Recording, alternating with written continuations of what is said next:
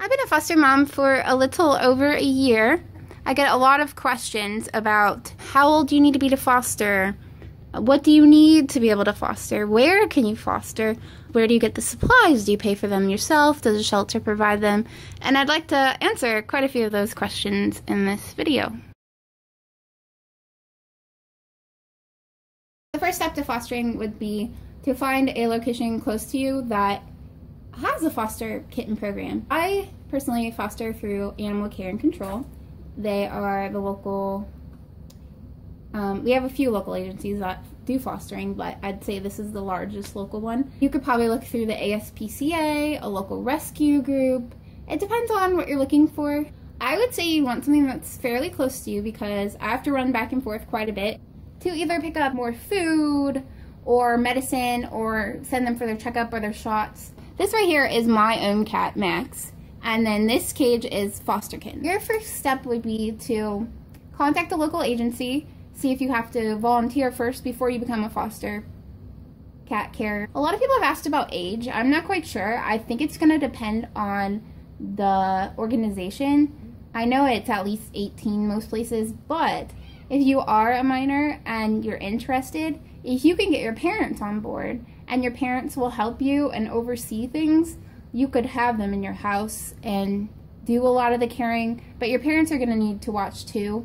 You can talk all that out with your local organization. Once you go to your local organization and you sign all the paperwork and you figure out that you're able to foster, then you're going to want to do some home preparation. You can keep a foster foster kittens in a spare bedroom or a bathroom.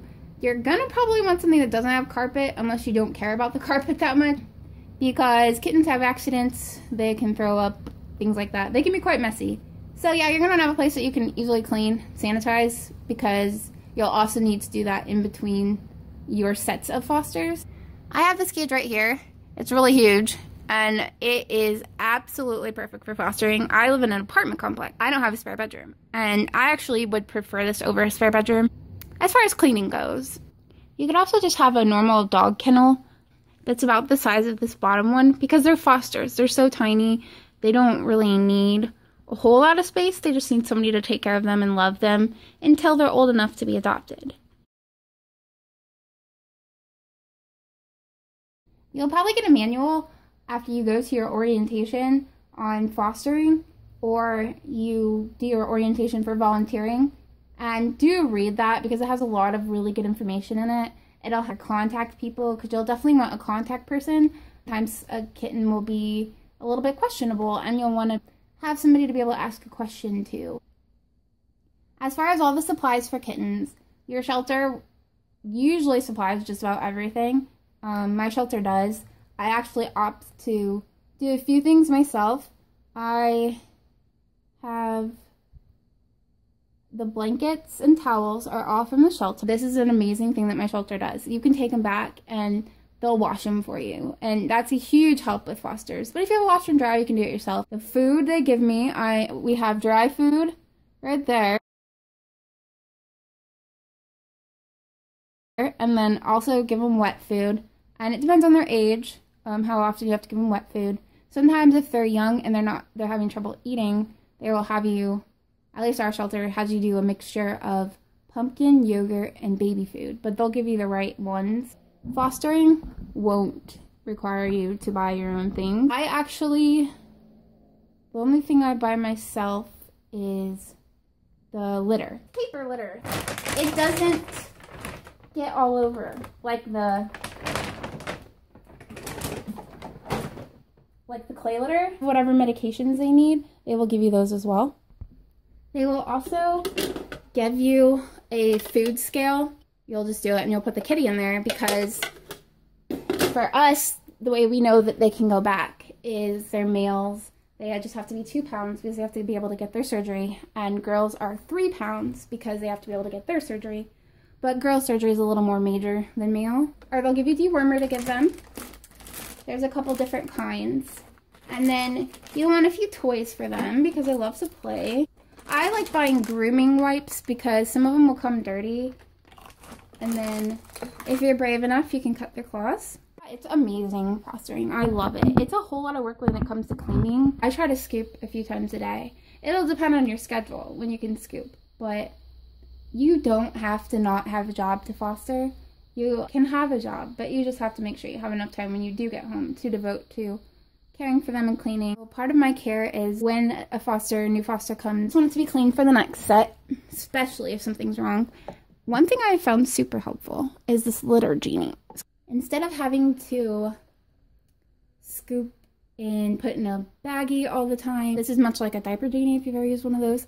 You put the stuff in there and then you pull that down and it goes into this chamber that holds the scent in, which is very, very helpful because then you don't have to take out a bag all the time. You just have to take this out.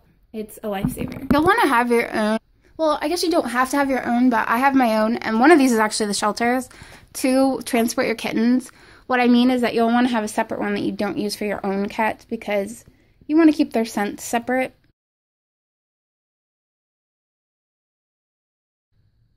So having your own cats, people might be worried about how their cats will react. My cat Max, he doesn't really care. He actually just always is wanting them to drop food for him.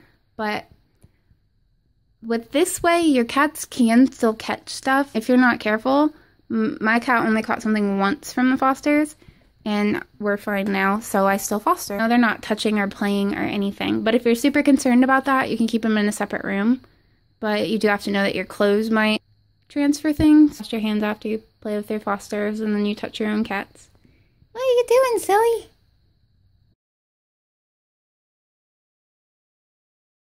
This kitten actually is a feral, but she's come a long way. She's a little fuzzy wuzzy. So you want to set this to where it's 0 before you put them in. And they will want to jump out, but I put my hands around so they see that they can't. She's right out at about 2 pounds. So she's doing good. She's growing. And, well, I got her captive, actually. She gets eye medicine. Because I don't know if you can notice, but she's got little things in her eyes, and then her eyes are really swollen. Because she's got, it's weird, her hair is like growing into her eyeballs. If you want, if you're grossed out like I was at first, you can get gloves and do it. I just talked about it. With the eye stuff, it's erythromycin.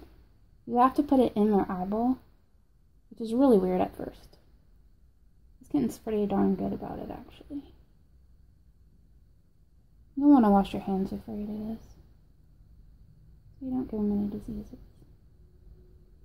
You feel so bad, but it makes her feel better, so I haven't done it yet. So you push it out, and then you just cut off the tips. And you have to be careful for the thing, but really, when you just cut off the tips, you don't have to worry that you're getting too far. Like, you need to, but once you get used to it, I can't see her. Where's your thing? Is it broken? She's really fuzzy, so she's hard to see. So I guess she was bad to give you as an example. Good job, baby. Now, this panicure stuff, they hate it. So she's 2 pounds now. So, you give double this, because that's for 1 pound. And you want to get it, like, back in the back of their throat. Here's my other little tiny feral. She's so cute. But see these things on her paw? Like, if you see odd stuff that doesn't seem normal, that would be where you want to take them in. I took her in today, my baby. So she just needs the panicure. But we actually need to weigh her. I need to weigh her again. Make sure she gets the right dose. She's actually a hissy foster, but once you pick her up, she's like, okay, I guess. Alright, now we're going to heat it. She did good. If you have any questions, just comment down below or ask your local shelter. I think I've gone over most things. So thanks for watching.